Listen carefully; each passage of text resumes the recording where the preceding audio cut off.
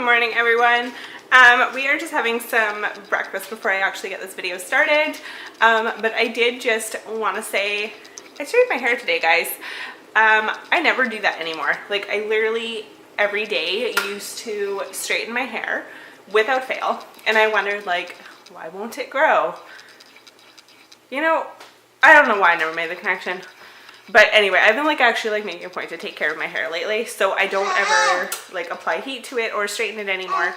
But today I just decided I was going to, and then I realized, I cannot possibly be the only mother who kind of let their hair go to shit after pregnancy. And not because I didn't care, but I just feel like, I got better things to do with my time, so I just never did. But yeah, I was just kind of excited that I actually did it today. It's the little things in life, guys. Hey guys, welcome back to my channel. If you're new, welcome to my channel. Today's video is going to be my labor and delivery story. As you guys can see, that was a little while ago. This guy though. So yeah, I might take a couple of breaks here and there to just continue giving her breakfast, but I thought now is kind of the best time because we are going out later. So I do have notes on my phone just because I did actually plan on filming this video a year and a half ago, but life got in the way and I just never continued recording at that time, but now I am, so I figured I would give you guys that story. So I still have the notes written down from when I had planned to do this video. So I will be glancing down my phone and just to ensure that I don't miss anything. So I might actually end up doing this video in 2 parts, just depending how long it gets, because I feel like this is kind of going to be a longer video. So yeah, I'll post one part and then I'll just post the next one after I have a chance to edit the second half of it. So anyway, the night before I went into labor with her, I wasn't really having any signs. I don't think I really had any signs of labor until I was in the early stages, which was the night before. So that evening, my sister and I went for a walk around the block. It was 10:30 night, and I was like, I just need to get out of the house. I need to go for a walk. So we did that, and the whole time we were walking, I had so much pressure in my badge. I don't know. It was weird, and I was just maybe I'm just pushing myself walking, and at the time I totally didn't even make the connection that obviously she was sitting quite low and I was probably dilating already. So I just didn't make that connection. But I mean, now after the fact, I'm sure that that's why I was in so much pain. And then the next morning, that whole evening, I was tossing and turning all night, which wasn't totally unusual for me. I still do that now. But yeah, I was tossing and turning, and then I think it was 5:30 or 6 I woke up. You want more? Yeah, so I woke up with period type cramps, and I had heard some women say that that's what they had when they went into labor. So I was okay, this is it. I need to take a shower and get ready. So I did that, and I think it was 7-ish. I woke Eli up, and I was I think we need to start getting ready to go to the hospital. And we had mostly everything packed, but there was some things that I wasn't able to pack to the last minute. I really wanted to bring my... I just gave you some. I just gave you some. You have a bunch in your bowl. Yeah, I really wanted to bring my camera and my laptop, and I didn't want to pack those till the last minute because I was using them, of course. So we needed to get those items packed. And then I was in a bunch of mom pregnancy groups at the time, and I had a bunch of people telling me that you were supposed to call the hospital beforehand. And I had never actually asked our hospital or my doctor if we were supposed to do that.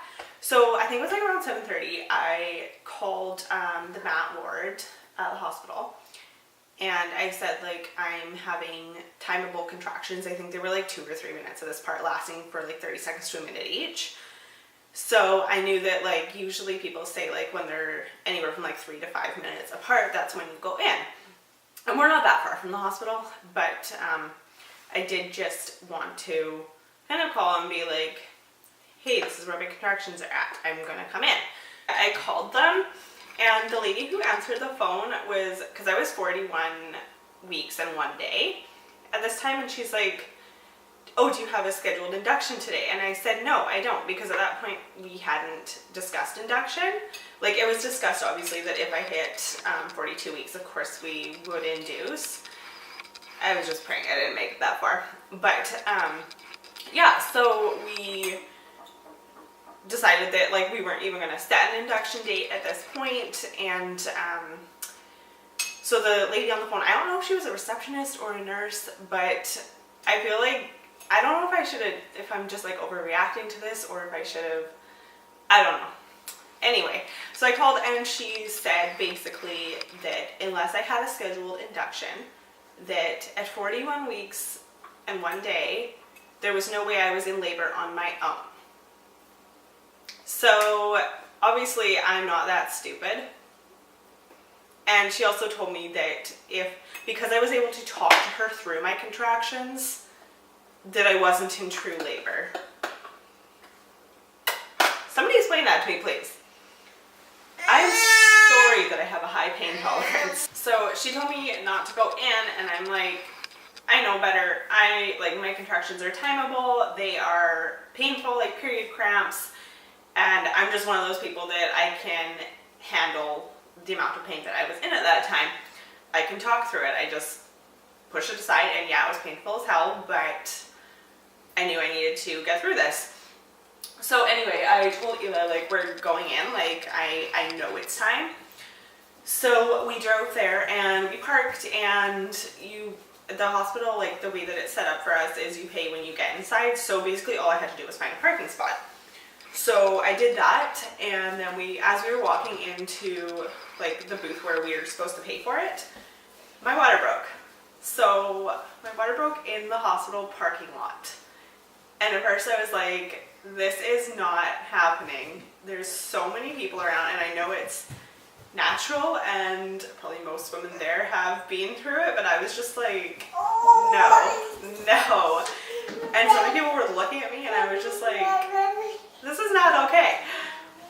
So anyway, we finally paid for parking. You want your bear? Yeah. So we pick for parking, and we go upstairs to the mat ward, and there's like, I don't know if this is like how other people's are set up, but there's like, when you check into the mat ward, there is a separate area for where you go, like, just for if you're having like problems throughout your pregnancy, versus like the ward where you're actually in to have your baby.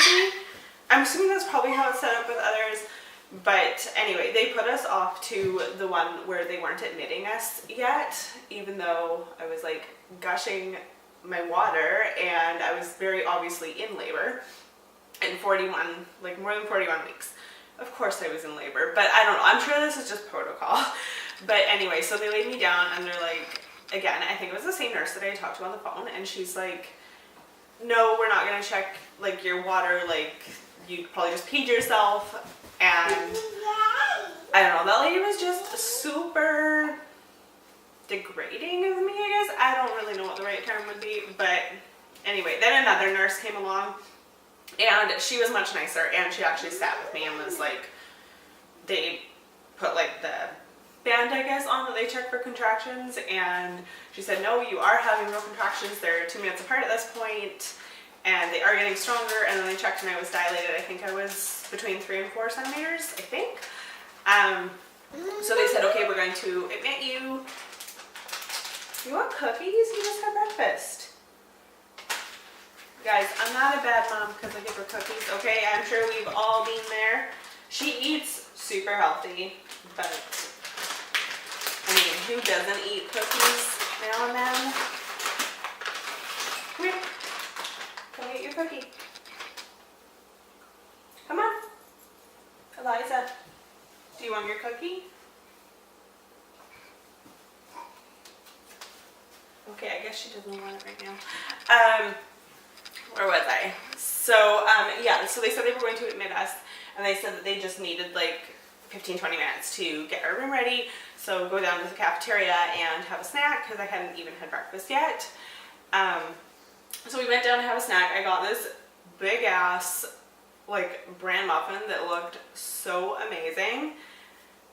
And to this day, like, I don't look at bran muffins the same, because I started to eat it and I was like, immediately, I was just like, the nausea hit. And it wasn't like I was gonna puke, but I was just like, I really don't feel good. I think I need to lay down. So yeah, we got up to the room that I was going to be delivering in, and they had us all set up, and I laid down on the bed that was in there because I just was not feeling good. And then I was like, I have to go to the washroom. And then I had, oh my God, you guys, okay, I am not going to censor this at all, because anyone who has gone through labor or is going to go through it, I am not going to sugarcoat this. Okay, so I got to the bathroom and I literally had explosive diarrhea. It was so bad. Like, oh my God, I've never had anything like that in my life. And it just kept coming. Like, as soon as I would lay down back in the bed, I would be like, no, I gotta go in. This went on for probably like half an hour or an hour. It was like, oh my God, it was bad. And the nurses, like, they didn't really tell me why, but they did say that they were concerned and they were gonna keep an eye on it. And I don't remember now if maybe they did say why and I just wasn't, if I just don't remember. But, yeah, they did say that they were concerned, and I'm not sure why, if maybe they were just concerned about me losing fluids or what was going on. So yeah, so after that is kind of when the contractions were getting too much for me to handle, and I think that I was at a 5 centimeters then they said. So I was like, yeah, I need to get the epidural, which is, I knew going into this that I was wanting the epidural and I didn't want any other medication, just because I've been on other medications before when I've been in the hospital, and they just make me feel super loopy, and I just wanted to be as clear-headed as I could be having a baby. So yeah, so I got the epidural, and this is kind of when things started to go south, I guess, and not as textbook as they should have been. So it took like 3 tries for them to get the epidural in, which I know that can happen, but I actually broke my back prior to this, like years prior, like it was as healed as it was going to be. So that was causing a problem, and originally when they looked at the x-rays on my back, they said that it wasn't going to be an issue and that the epidural would be going like below where I broke it. I don't know if that just wasn't the case, or if just because I broke my back, regardless of where I broke it, if that was causing a problem, but they had trouble getting it in, and they did eventually get it in. So then I was just like, okay, this is all fine and dandy. They thought everything was all fine and dandy. So I lay down and I'm just kind of laying there waiting for things to progress, and I think like a couple hours went by, and we realized that like labor wasn't progressing, but I couldn't feel anything. I was numb, so like I had no idea how close my contractions were, but the nurse stayed in the room and she was monitoring me, and she basically said that they weren't getting any closer together, they weren't getting any stronger. So they had I'm gonna butcher this, the anesthesiologist, I think I said it right. Okay, so he came back and he gave me another dose of the medication that goes in for the epidural, and because I was starting to have like pain down below at this point, but labor also wasn't progressing, so they're like, okay, we need to get you not in pain. So they did that, and then the doctor came in and she said that we were going to try, I think it's oxytocin. Basically they were going to induce me at this point. I don't know if you can really call it that because I already was in labor. I don't know if that's probably the wrong term for it at this point, but they were going to give me that medication to kind of help things along. I'm just going to move my camera strap because I think Eliza's wanting to grab it.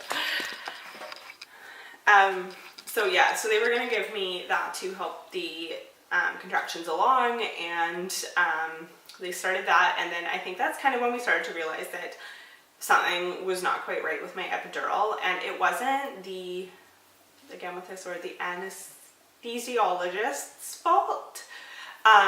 It was just because of where my back had broken. Basically, my epidural was going up instead of down. So I was starting to feel everything down below, but I felt nothing like my stomach and up. And they actually ended up having to raise my bed up quite a bit because I was getting numb into my throat, which obviously we can't have that. So after that, like obviously because I was feeling everything down below, I was like, no, I'm in a lot of pain. I'm obviously like, we're still waiting for the oxytocin to kick in and even do anything, and I'm still at a 5. So I was really like against having any other like medication that would be long lasting, I guess. So they suggested the laughing gas, and I am so thankful that they did.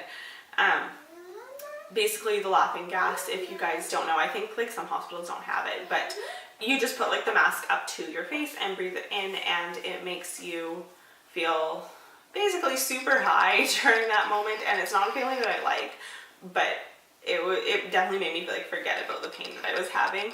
And I did like though that as soon as you took it away from your face, you kind of like came down from the high, so it didn't really last that long, and then you basically just use it as you need it. And it's not like a continual high feeling, which I can't stand. So I was really thankful for that. And then, yeah. Sprinkles, you just bring me all the candy in this video to make me look bad, aren't you? So a few hours went by, and I think this was now at like 7-ish. The doctor came back in and was like, it's time to push. And like, cause I guess like the oxytocin had worked, and I was suddenly at a 10. And she said it was time to push, and I lost it. I don't know what happened. I just burst into tears. And it wasn't happiness, it wasn't excitement, it was like, I'm terrified, I can't do this. Like, it was almost like labor wasn't real until that point. And I know that sounds so stupid, but as soon as she told me it was time to push, I was just like, no, this isn't happening. Like, I cannot do this. So they eventually talked me into it, of course. And so I started pushing, and I was literally only comfortable on my left side, like laying sideways. And the doctor kept telling me I needed to roll over, and I was like, I can't, I'm sorry. And she was being quite rude to me about it, which I don't know if maybe it is for like health concerns. I have no idea if there was like a medical reason behind why they needed me to move over. And I did try to roll over at one point, but it was just like, because I was feeling everything down below, my epidural didn't touch anything. I just like, I couldn't, and I was in severe pain if I moved from that position. And don't get me wrong, it was so painful laying on my left side, but if I moved anywhere else, I was just like, I couldn't even push because I was in so much pain. So I basically was like, no, I have to lay on my left side. Sucks to be you guys. This is how I'm laying. And because they weren't giving me any, like maybe there is a medical reason behind it, but they weren't telling me that, I was like, no, I am laying on my left side. This is how I've got to do it. I don't care. So yeah, I was pushing, and then I was pushing for probably like an hour and a quarter now at this point, and they started saying that her heart rate was dropping, and I was like, I started getting really emotional and crying. And throughout all this, like, I was still so nauseous. I was puking, like, the whole time trying to push her out. And then eventually, I don't know at what point this was, but I guess, like, her heart rate stabilized and it was fine. But she had been stuck. So everything, like, stabilized. And then they said to me, okay, they literally, I don't know why this surprised me. It just did. So they told me she has hair. And I'm like, what? She has hair? Like, no, my kid doesn't have hair. I don't know why it surprised me so much, guys, but I was just like in utter shock that this baby had hair. I don't know. So, yeah, so that was an hour and a half. And then she was born shortly after that. They let me hold her, and then they did like all their weighing and measuring, and at first I was like actually in disbelief that she was okay, because my whole pregnancy I was just like, I had this fear that she was like gonna die or something, and that I wasn't gonna take my baby home. I don't know if other people have that, but I sure did, and I was just like in absolute shock that she was okay.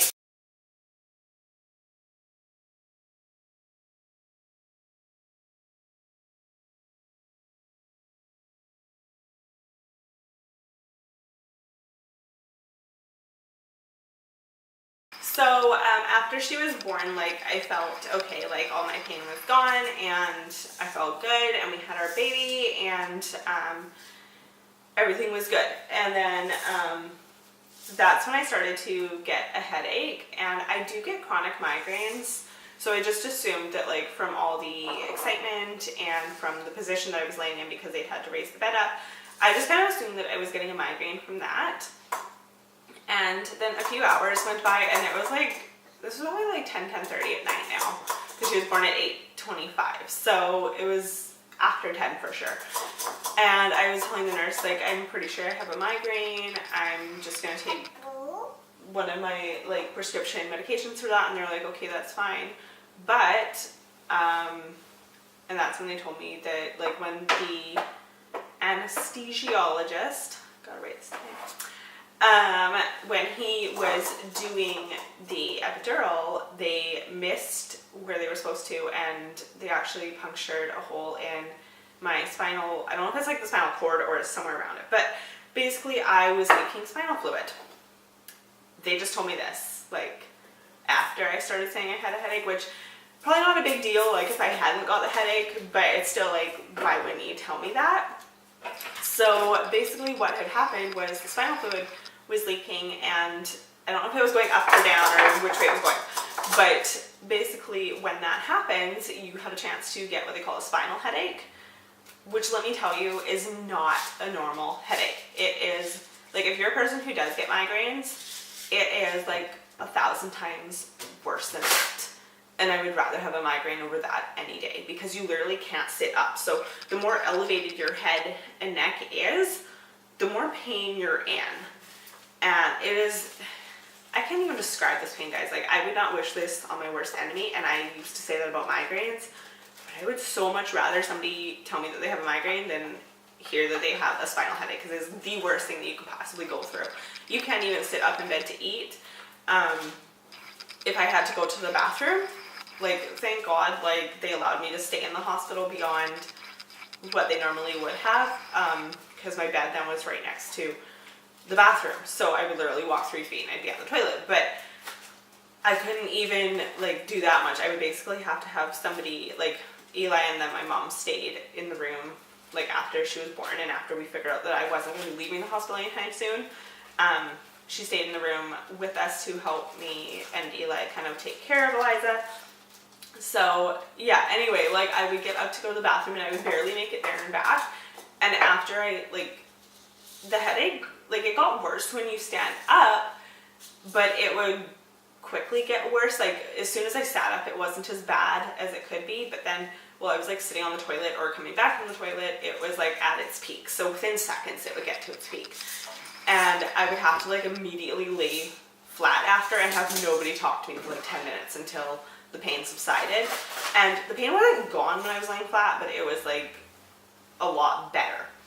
So, and they had me on Dilaudid every, I don't know how many hours apart from each dose, but I basically took it at the soonest dose that you could take it. And even that didn't, like, as soon as I sat up, Dilaudid didn't even touch my pain. So at that point they were kind of like, they were telling me, like, it will go away, and I was having trouble believing that it would actually go away. Like, I was so scared that I was going to be on bed rest, like, the rest of my life or for months or whatever. And they said, okay, well, we can try what's called a blood patch, which is basically where they go back in and kind of do, like, the whole procedure of the epidural again, but they take blood out and inject it into the hole that they created in your, wherever the spinal leak was. So at first I was like, no, I'm not doing that. I do have a high pain tolerance, but I'm very, like, really squeamish of needles and stuff. So I was like, no, I'm not doing that. But then I actually did end up doing it. And, like, because I have such a high pain tolerance and a high tolerance to medication, they kept trying to numb me. Like, they would put the needles like in like around my spine so they could numb it, and I just wasn't numbing. I think it took over 30 folks for them to actually like get the numbing deep enough that I couldn't feel when they stuck the long needle in. And that is the grossest feeling I've ever felt in my life. For some reason I didn't feel it when I was like in labor and they first did the epidural, but when they did the blood patch, I could literally feel the needle like crunching past each bone in my spine. It was, I can't describe it. Like if you've never felt it, you don't know what it feels like, but this is my best description of it, is I could literally just feel the needle crunching past each bone. And it sounds like when you walk in snow and it crunches, that's what it sounds like. And it's disgusting, but that's how it was. And so they did that, and then like they did this while I was laying down because they asked if I could sit up for it, and I was like, there's no possible way that I can sit up for as long as this procedure is going to take. So I laid down for the procedure and they got it done, and then basically they said that it would work right away. So right after they were done, they asked me to sit up and they needed help to do that. So I sat up and it was slightly better, but it definitely, like I still couldn't walk to the washroom without severe pain, or I couldn't sit up to have a meal. And at this point, they told me like there's nothing more they can do for me, but they also said that that I have to stay at the hospital.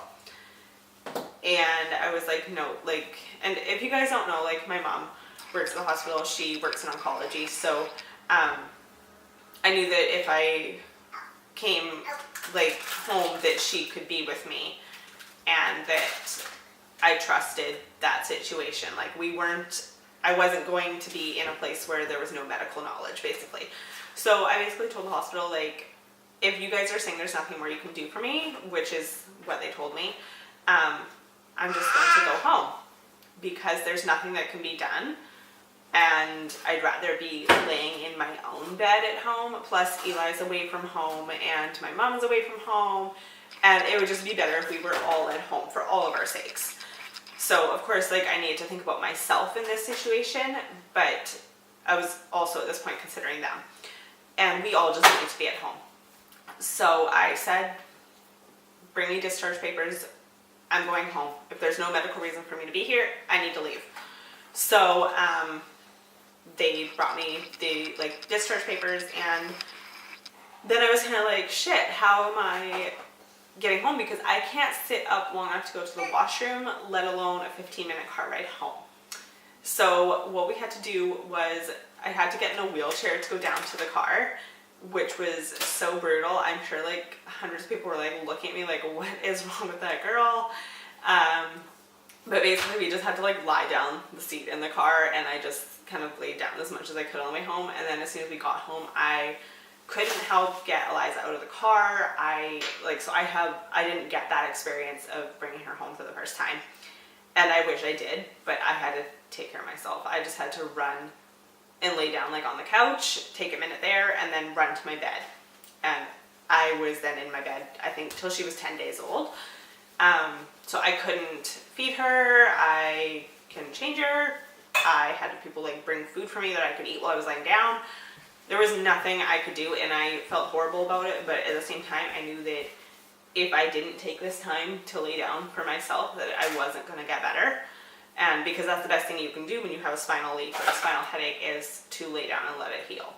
And you're not supposed to be like picking things up and doing things and exerting yourself. So I was just like, I need to lay here.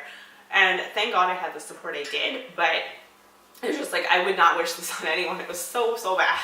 So finally, when she was, I think 10 days old, I was allowed to start sitting up, and my headache just kind of miraculously wasn't there as much when I sat up. So I could sit up, I could go out to the living room and say hi to people. So that was really nice, but I still had to take it really easy. And I think by the time she was like 3 weeks or a month old, I could start doing more, like walking around the house more and sitting up long enough to eat dinner and that kind of stuff. And I was finally able to like stand up long enough to have a real shower rather than just like, holy shit, I need to wash my hair, because you know, I can't not wash my hair. So at first I was just kind of like I would stand there long enough and have like the quickest wash of my hair ever. Like, I did not realize that a person could wash their hair that quickly, but it did. So yeah, finally when she was a month old, I was like, I can start taking real showers again. And then I could actually like spend more time with her and get to know her rather than me just laying in bed and not being able to do anything. But yeah, that is my labor and delivery story.